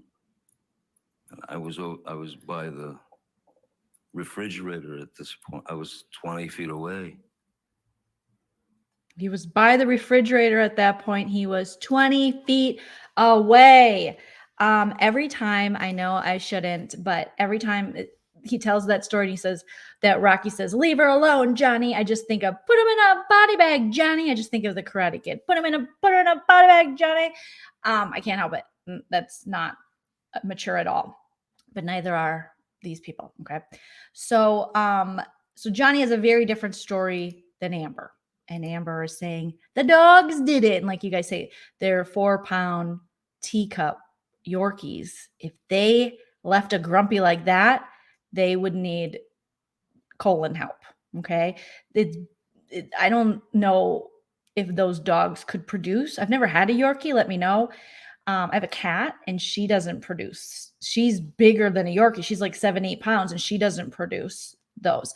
And some of you are saying, like Chronic Cat says, I'd suggest a more plant-based diet for a happier grumpy, a happier poo-poo. And agreed, because this poo-poo is very dark. Again, I don't know what happens when poo-poo is out of water for a long period of time. Excuse me if I am grossing you out, but this is part of the case. It's something that's talked about quite a bit. This, muffins, a knife, bloodbath, hyperboles, it's all there. It's all happening, okay? So it was very dark. It was dark doo-doo. It was Merlot and Adderall doo-doo. Okay. If you are on a diet, the LA diet is wine and Adderall. Like so many people I know are on the Addies because they keep you up. You can do shit and they keep you thin. However, I was on them for a millisecond and I wasn't thin because I can gain weight on anything. It's my superpower. And it made me feel like I did not like it. And I was like, I need a different ADHD medication. But I had never tried Adderall before. They prescribed it to me. And I threw a wee through the closet door. And my husband came home and he goes, what happened? I go, I don't know. It's Adderall. I got a lot done today, but I also chucked this wee. Remember the wees? We'd play Just Dance party. I just threw it through a closet door. And then when my dad visited, he had to fix it. And it was embarrassing, but that is when you're trying new medications for mental health. Sometimes you get the wrong cut. And that was the wrong cut. I felt very cracked out. I was just like, I must throw this wee through the closet door. And that's what I did. So it's very dangerous abusing something like that now. And I was just taking it as prescribed. So I'm not saying they're abusing the drug, but I think, wasn't she taking his Adderall? I don't know. Okay. I don't know. The body cam footage, I don't know if that's ever going to come up. Well, let me see if I can I can just play it off of here because I don't need the audio. We just can kind of see a little bit into, if I even have it. It's just still uploading. Yeah, it looked someone was constipated. Oh my gosh. And so, speaking of, I hope James Franco is going to speak at the trial, but I have a feeling that he won't, and he won't want to because he already has allegations of his own. Because I don't know if you guys remember during the Me Too movement, but James Franco was, he was on the verge of getting, canceled as well, because he had allegations, and now I have to remember because there was just so many. So he denied the Me Too claims when they first surfaced during multiple interviews and via his attorney. He did ultimately admit on a podcast, he said, look, I'll admit I did sleep with students. So he had an acting school, like the James Franco School of Acting. And I was like, bro, you're giving yourself a little too much credit. Like, sure, some of your stuff is good. What was that show that he was on that only had one season? That was a really good show. And like Seth Rogen was on it. It wasn't Undeclared. Remind me what it was. It only got one season. I think it was on Fox. But I was like, you don't need to be teaching acting. I just don't think there's just some people that are just pretty and decent. And I think James Franco was one of them. But I mean, we're not talking Denzel, we're not talking Leo moves, Freaks and Geeks. How could I forget Freaks and Geeks, which was such a good show and deserved more than one season. And it's too late to bring it back because Busy Phillips, everybody is like in their 40s now. Okay. Yeah. The James Franco School of Acting is a legit school. Now, I would argue that after finding out about James Franco, maybe he started the school so that he could just poach students. Okay. So according to the LA Times, so he said, look, I'll admit I did sleep with students. I didn't sleep with anybody in particular in that particular sex scenes class. He had a sex scenes class. If you're going to be the creepy actor guy that has a acting school and then you're going to say you're going to poach from your own school and sleep with the people you're teaching, which is just unethical and gross, and also like go find anyone else, like what is wrong with you that you have to just hook up with people who are just starting out and trying to, people that aren't on, you know, your level, like you have to. He probably has one of those complexes, and I'm speculating, but where, you know, he needs to feel important, and he couldn't really be with someone who's actually successful or a woman who has like her own shit together, because he needs like the younger women who will look at him like he's some kind of god because he's warped. Anywho, 5 women accuse actor James Franco of inappropriate sexually exploitive behavior. So this is, what's his school called? Oh, he did win a Golden Globe for what? Oh my God. Well, for like Pineapple Hot Tub Machine or whatever that movie was. Okay. So there was, you know, abuse of power within the school. There was a culture of exploiting non-celebrity women. Like I said, if you're going to have a school for actors, don't have a sex scene class. That's creepy. And a culture of women being replaceable. There was quite a few women that came forward with lots of, you know, evidence and screenshots and communications that they had with him and inappropriate stuff. So without having to read through the whole thing, you can just look to the Los Angeles Times has an article from 2018. I'm just trying to get like the he had, you know, controversial behavior on social media in 2014. He used Instagram to ask a 17-year-old British girl he'd met outside a New York theater if she had a boyfriend and whether she was 18. Even after learning her age, he asked for the name of her hotel and if he should rent a room. You're gross. You're gross.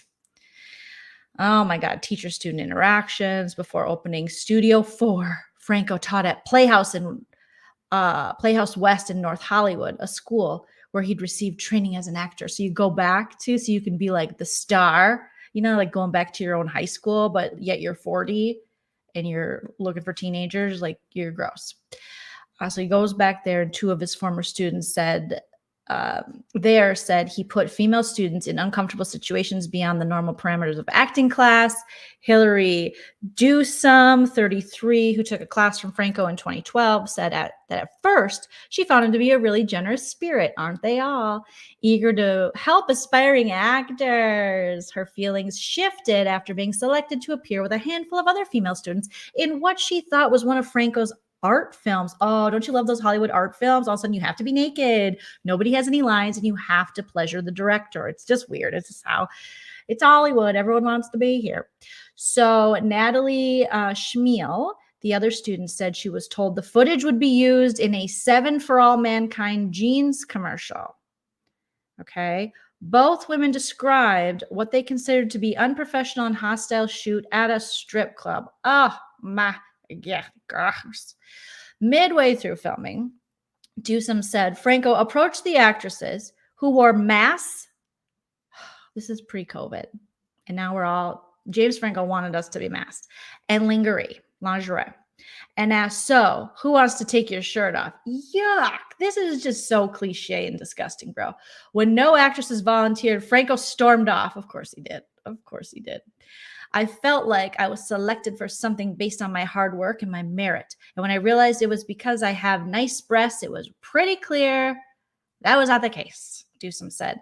I don't think he started teaching with bad intentions, but he went down a bad path and damaged a lot of people in the process. So these stories get even more involved. I don't want to depress you guys too much, but a lot of these brave, badass women came forward. And so now this perv won't be able to teach and have people's like hopes and dreams in the palm of his hand and have all this power to be like, well, if you don't take your shirt off, you don't do the stripper thing, that might be in the 7 for All Mankind, even though it never ended up being in it. It was just in my personal collection. Then I guess you'll never make it in Hollywood. Another kind of Harvey Weinstein type gatekeeper. Yeah, those art films. Ugh. Or what happens a lot in LA and happens, to even comedians, we try to like post and share with each other to warn each other.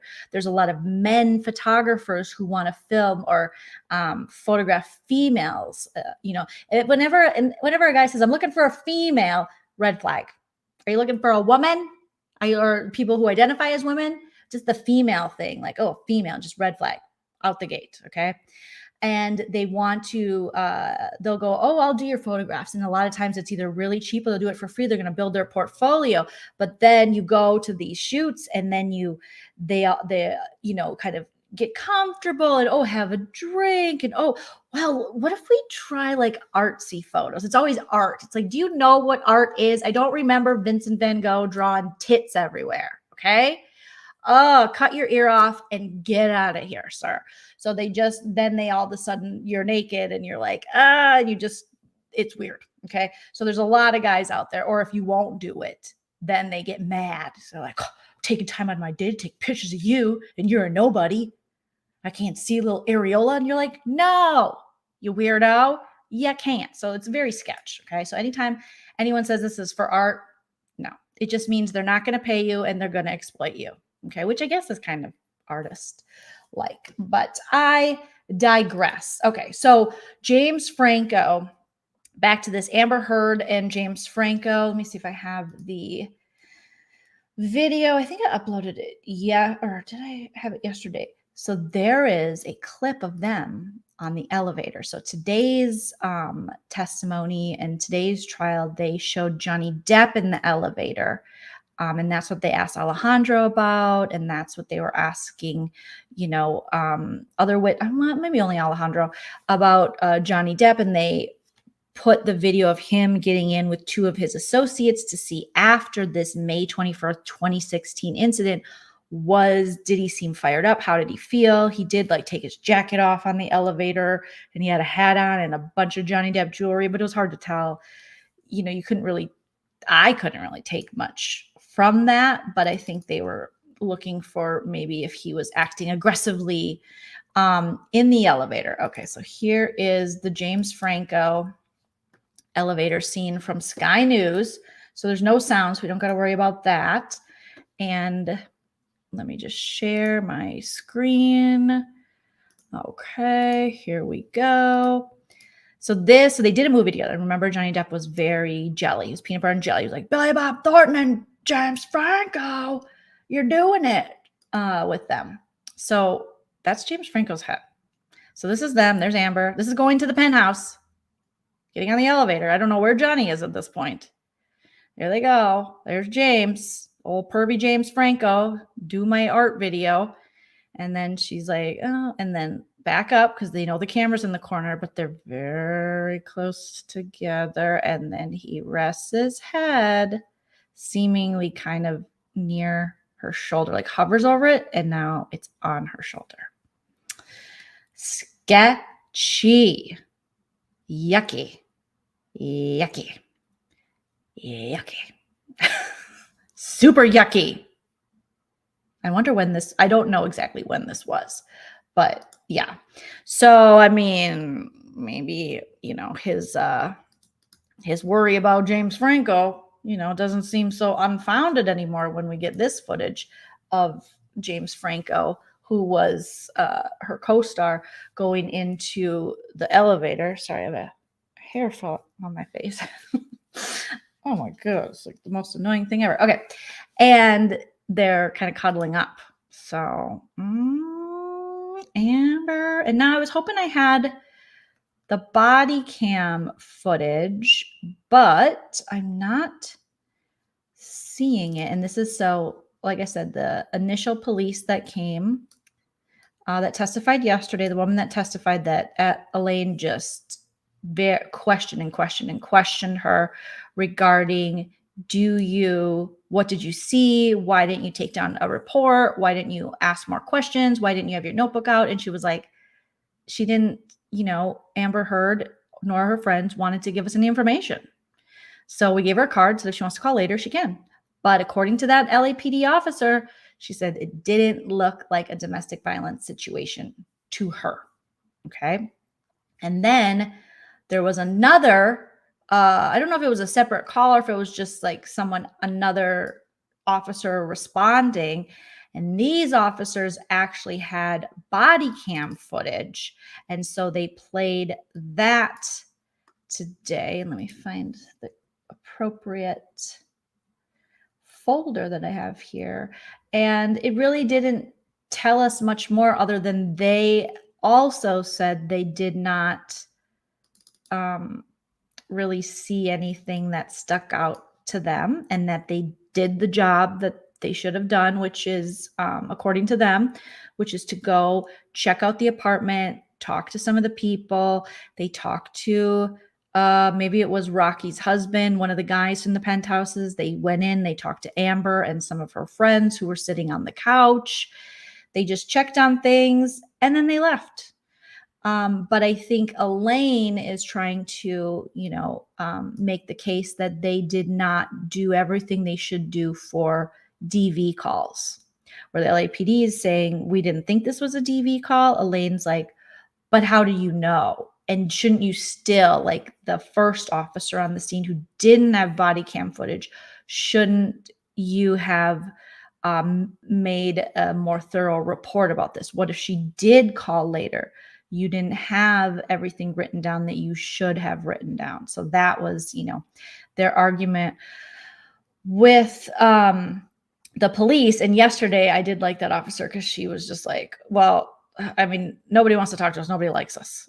She was just very blunt and straightforward about the state of police in the United States, and especially the LAPD, which, they've had, quite the history with people in Los Angeles. And so that was interesting. I don't know why I don't have this. Maybe it's in I have 3 Johnny Depp folders I'm looking through. So excuse me while I kiss this guy. Well, I mean, again, it's not great footage anyways. It's just kind of, it takes us in the apartment. We see the little dogs that allegedly were breaking into Rocky's apartment and scratching the door. We see a sectional couch. Is this it? Nope. We see them sitting there. We see the cops check what they have to check and then leave. So we didn't really learn too much more than that. Let me just double check to make sure that I didn't miss anything.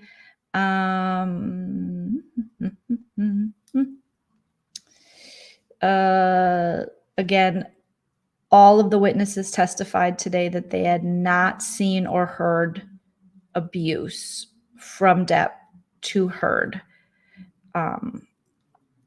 So that's what Romero said. Alejandro, he said that he never saw Depp be violent or abusive.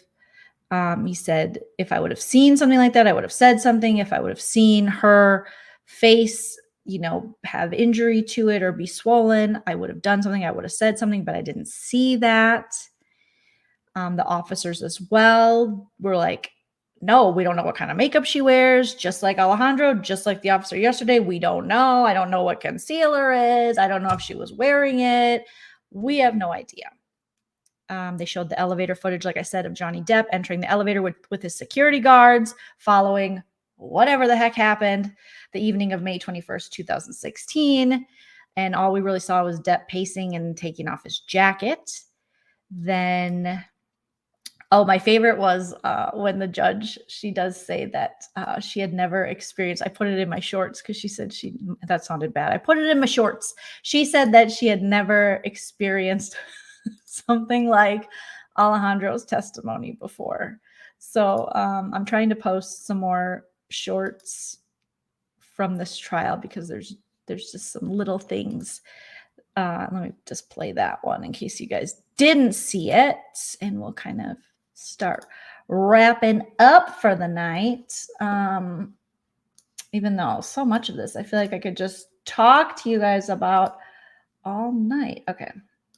These shorts are I still don't understand even why YouTube wants to do shorts other than they want to compete with TikTok, which follow me on TikTok, because it's kind of a pain in the ass. And I just, on YouTube, it's like people go to YouTube for longer videos. I don't really know a lot of people that go to YouTube for these short videos, but also they don't really pay you for these. So like you don't really get revenue.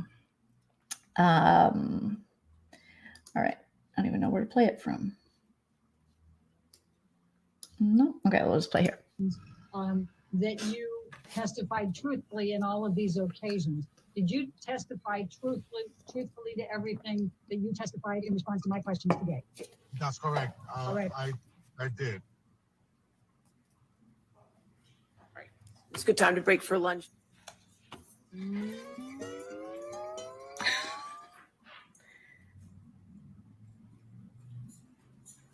All right. That was a first. I'm sorry.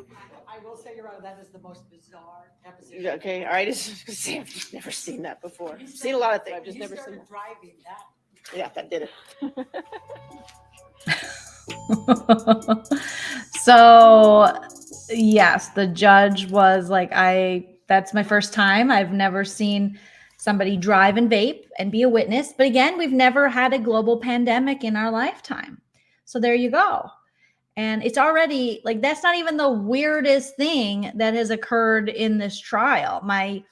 Alejandro's one of my favorites. I still love the Australian lady, Amber Heard's former assistant.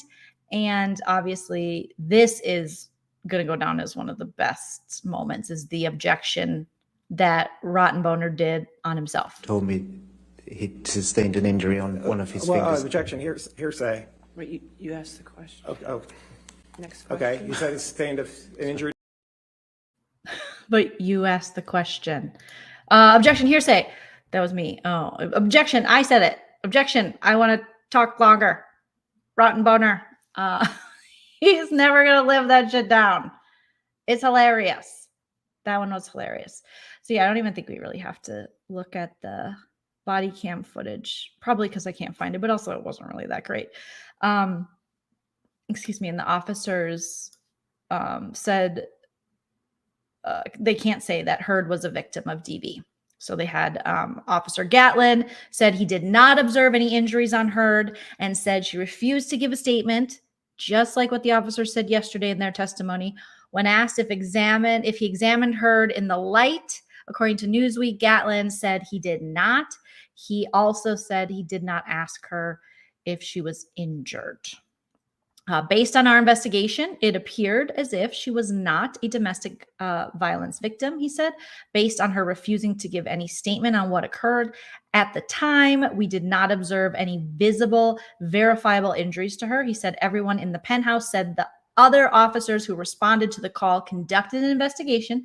So that would be the officer that they spoke with in a pre-recording yesterday. So they're saying they already conducted an investigation and there was no change in the circumstances. When asked by Heard's lawyer, Elaine, Officer Gatlin could not say whether Heard was a victim of DV at the hands of Depp. He said, I'm not in the position to testify if he did or did not because I was not there when the incident potentially occurred, he said. He added that he did not know if Depp committed domestic violence. He added that he did not conduct his own personal investigation into the situation outside of the other people present, telling him everything was fine. Officer says there was no evidence of abuse hoax. Amber Heard's lawyer, Elaine, asked Officer Gatlin about a report from a Daily Mail article. Oh, the Daily Mail. The article suggests Heard was perpetuating a hoax that night. When asked if there was any evidence that Heard and her friends were trying to create an abuse hoax, Gatlin said he does not recall. He said there was no evidence that Heard and her friends spilled wine over the penthouse or were roughing up the place. There was also no evidence that Heard and her friends had come up with a story to corroborate when police arrived. Officer Gatlin added that none of the people present claimed Depp committed DV or attempted to show any property damage.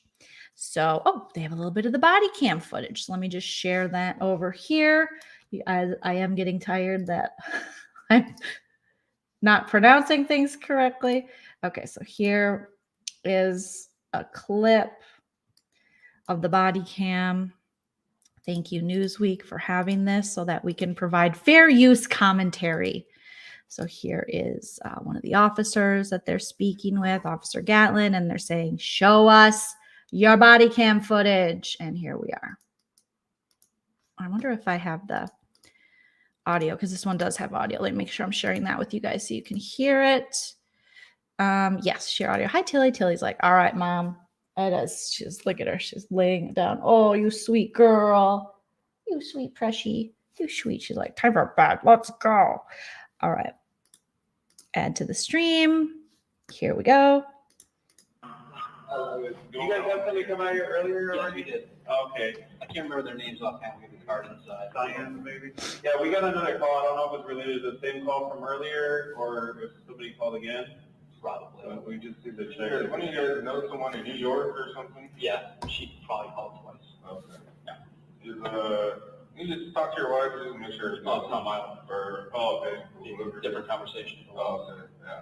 Well, whoever it is, I'm gonna step out. We just gotta check on and make sure they're all good. I'll go get the business card from the cops. Yeah, I don't know. Just because we got another call and we came again, we still gotta make sure. The little dogs. We just come in and just check. We just need to make sure everybody in here is okay and that nobody. Oh, we saw that in our pictures, the little buffet when you enter. Those Johnny Depp pictures were legit that I showed you guys. That looks very similar to what we looked at. Very Alice in Wonderland. Yeah. That was, because that table was there and the couch. I had my doubts, but we did it. I don't know if she called twice or whoever called, but we just got another notification. So. Oh, and there's like the kitchen there and like the breakfast bar, big area. We just need to come in and make sure that everybody's okay. They're all good. Nobody else is in here? No. The other officers came by and checked the apartment and the other apartment as well. Yeah. It must have been like a double call. Okay. Who's Amber? Okay. And Johnny is definitely not here. He's not here? Okay. Last probably like 2 hours ago. Okay. Yeah. All right, cool. Everything's all good then? Now it's good. All right. Thank you. So if you guys need anything else, just call us back. Okay, thank you very much. Have a good night. All right, so there you have it. They checked in. She said everything's fine. Her friend said everything's fine. And that was the same pictures we have of the house. Oh my gosh. I just want to compare and contrast real quick because that thing is cool. But yeah, so I mean, I don't know with, you know, her, with Elaine, with her, oops. What does that mean? Oh, never mind. I don't know if Elaine's whole point is that the officers didn't do their job and that's what she's going to push for. Like nothing can be, we can't really go by what those officers said if that's what her case is going to be regarding that incident, because the officers, she feels like, didn't do everything that they needed to do. Look how cute Tilly is. Okay, so let's share this. So is this one of the ones? No, that's a bedroom. Okay, so here is, no, that's wrong too. I have too many screenshots. Too many. Okay, so they were sitting on this couch because I could tell. I looked to see, and if you look really close, you could see that there was this couch. So Johnny's couch is exactly what we thought Johnny's couch would be. An old man leather reading couch with those like pin cushion thingies. Okay. And while we share those videos, or while we share these pictures, put any questions you have. Not that I could answer them, but maybe I can make them funny.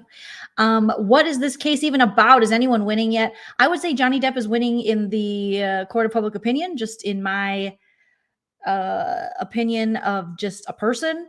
watching with no legal background per se, even though I've watched all the crime documentaries, which feels like an education in crime and trials. And I've watched all the Ryan Murphy stuff on American Crime. And I watched that show American Crime, all 3 seasons. It should come back to ABC. But other than that, I would say he's winning in the court of public opinion from what I can tell.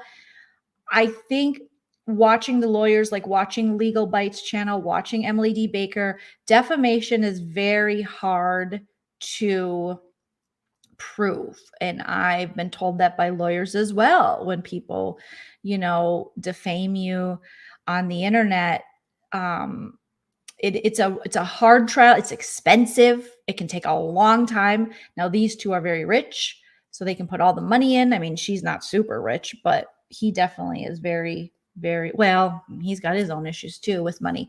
But I think he's not worried about that. He's hoping to win, because if Johnny Depp wins this case and it is Johnny Depp basically, and that's the headline, like Johnny Depp wins and he's kind of absolved of these charges, then I think that opens up these production companies and studios to work with him again.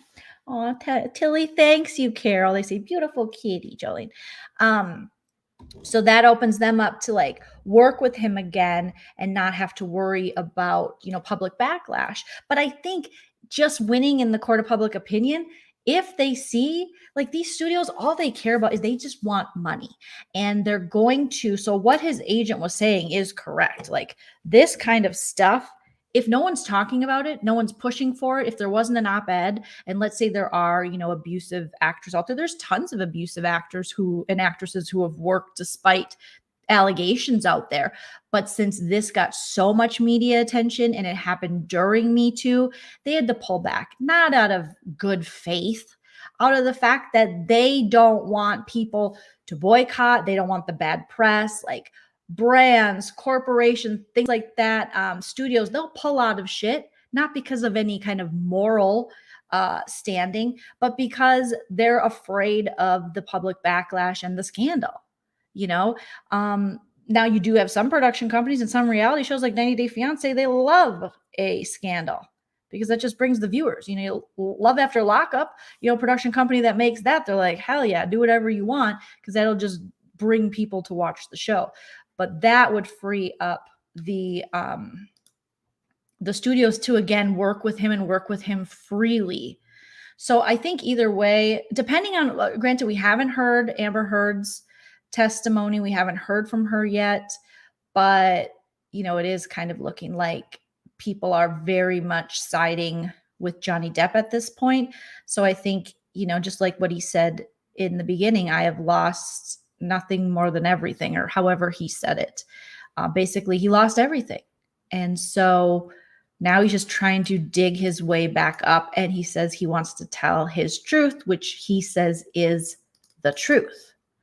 So, this actually, I don't think it's hurting him at all. It's definitely hurting her. I mean, these recordings, having recordings of her admitting to being abusive, like physically to him. I mean, they both speak to each other horrendously. They treat each other horrendously. It's a toxic, gross relationship. But the claim is, and what the case is about, is that she indicated that he abused her physically and also sexually. And if they can prove that through this defamation case that she is not telling the truth, then, he wins. And even if they can't convince the jury, whatever they have to look at legal wise in order to get there beyond a reasonable doubt, I don't know, it's civil, so I don't know if it's the same as with criminal, you're still convincing the American public or, people all around the world, I guess. So I don't know if that will If that answers your question. Carmela the Pug said, Jillian, I think you will like the shade he threw at her when he was explaining how she got the Rum Diaries job. He basically said he had to coach her to just be still and not overreact. I saw that testimony because that was right before he was talking, about the Hunter S. Thompson and finding Hunter S. Thompson's novel.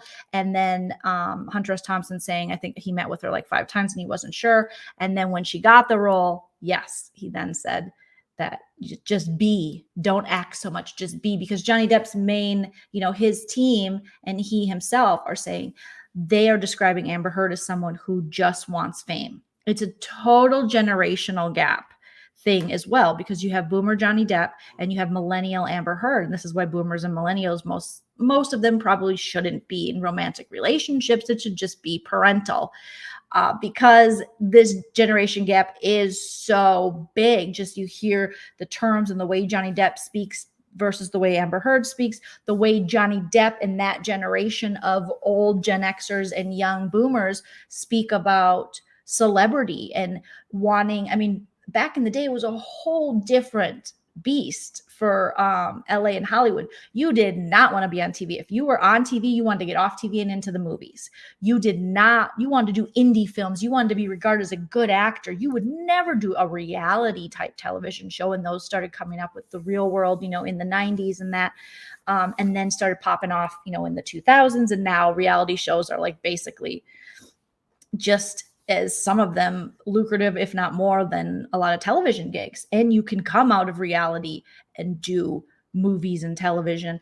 And now movie stars are doing television shows because TV is very, very like cinematic, very movie-like, and you have Netflix and streaming services and Hulu. So it changed the game completely. But back then it was, you didn't want to be caught by the paparazzi. You wanted to have that private life where you could do your drugs, go do your dancing, do your party, and date whoever you wanted, stay out of the public eye, not get in the rag mags.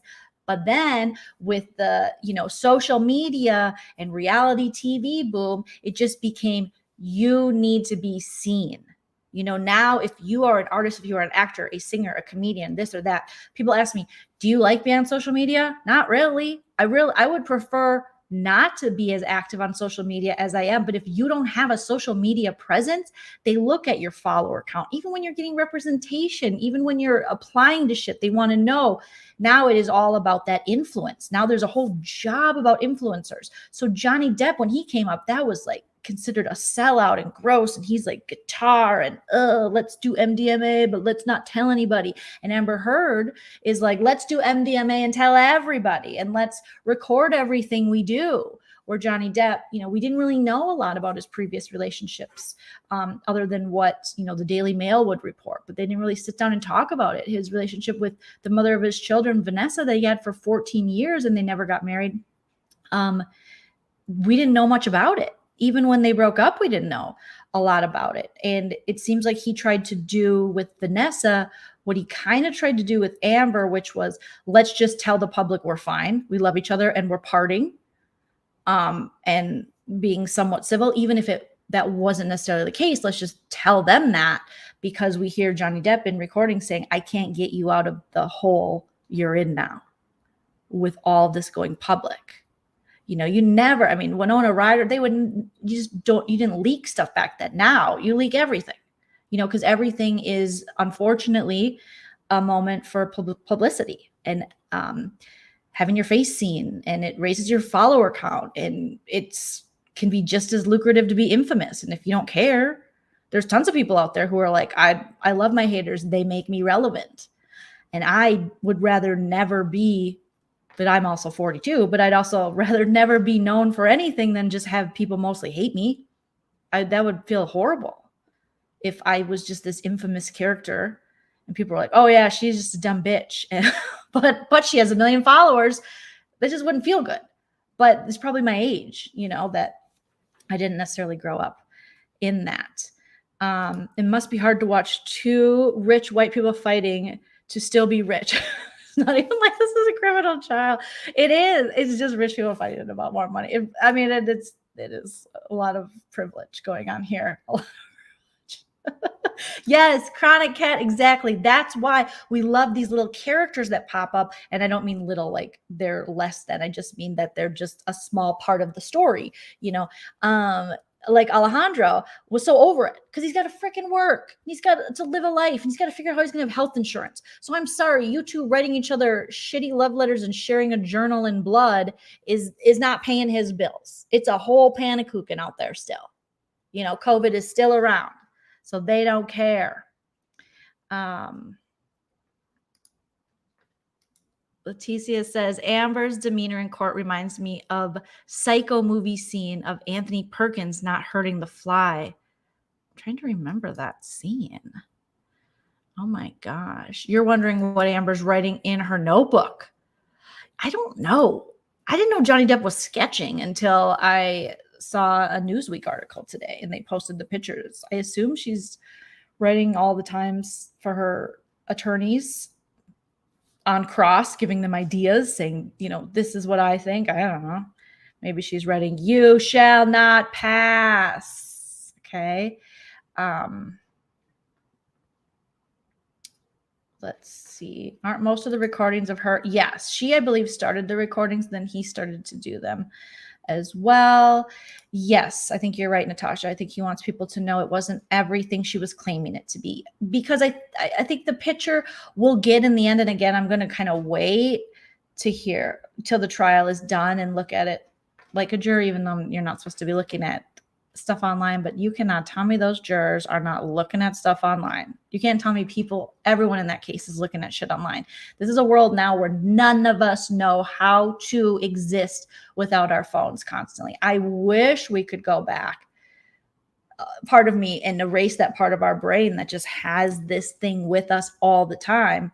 But it's too late. They trapped us. They've indoctrinated us into this freaking technology. We have to constantly be, you know, there and at our fingertips.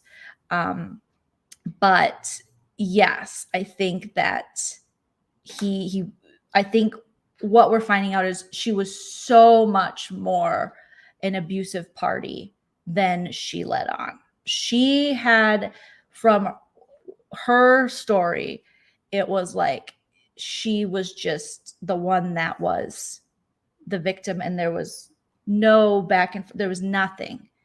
And now we're seeing that there's a lot more to this. So yeah. From what Judge Judy, all the good judges. Yes, Judge Mathis taught me defamation is very hard to prove unless they said something that was not true to the public. It's very, yeah, I guess it's very hard. It's very hard. Oh, that's smart.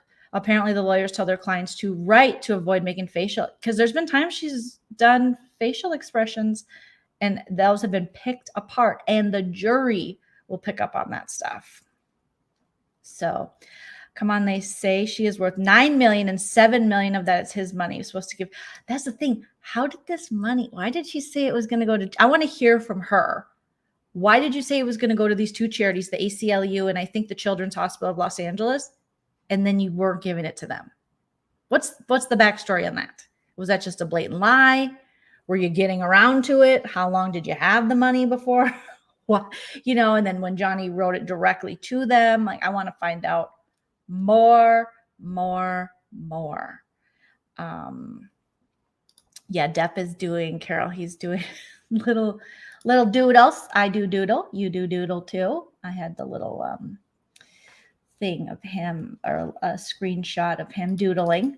He's, I mean, at his core, this dude is, I mean, it's, again, I think it's also generational, but he is just, art is just pouring out of him. Good, bad, ugly, it's all coming out.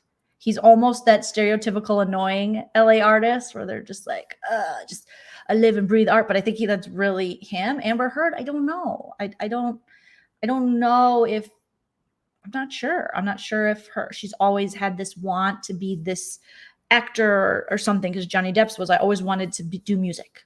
You know, I want to be his guitar. And then he kind of fell into acting from his friend Nick Cage. But I don't know I don't know a lot about Amber Heard. I didn't know anything. I didn't even know who she was. So I hated Aquaman. I thought, is that the movie? I thought that was the dumbest movie. And Jason Momoa is fantastic, but I didn't like that movie. Just thought it was not good. I don't know if I'm alone here, but I didn't like it. So yeah, and then they got Depp holding up. I mean, he's such, it's like walking, living, breathing Reality Bites movie. And I know everyone's like, no, he's a boomer, but he acts very old Gen X-y. You know, he's like, this is my journal and it's got, you know, little cutouts on it. And I put, you know, I draw pictures of demons in it and the demons that live in my head and also on my pillow where the turd was. So I don't know what's going on.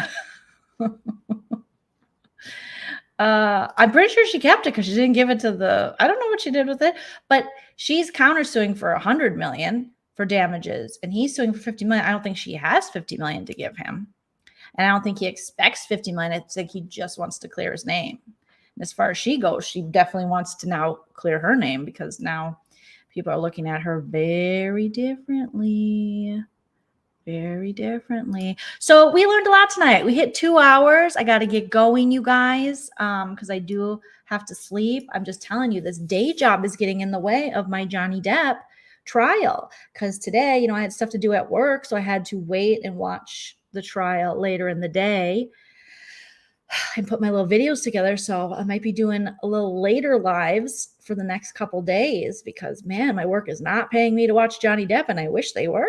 You know, I feel like all of our jobs should be paying us to just watch this Johnny Depp trial, but unfortunately, they're not. But if you can do me a favor, smash that like, leave a comment after it posts. It helps me so much in the algorithm. Share me with one of your friends who's following this trial and they want to, you know, a weird girl who's going to talk about it and make jokes. Maybe, you know, share me with your coworkers, share me with people you hate. Maybe you want to piss them off. I'll take it. I'll take anything. Follow me on the socials at Joleen Lunzer.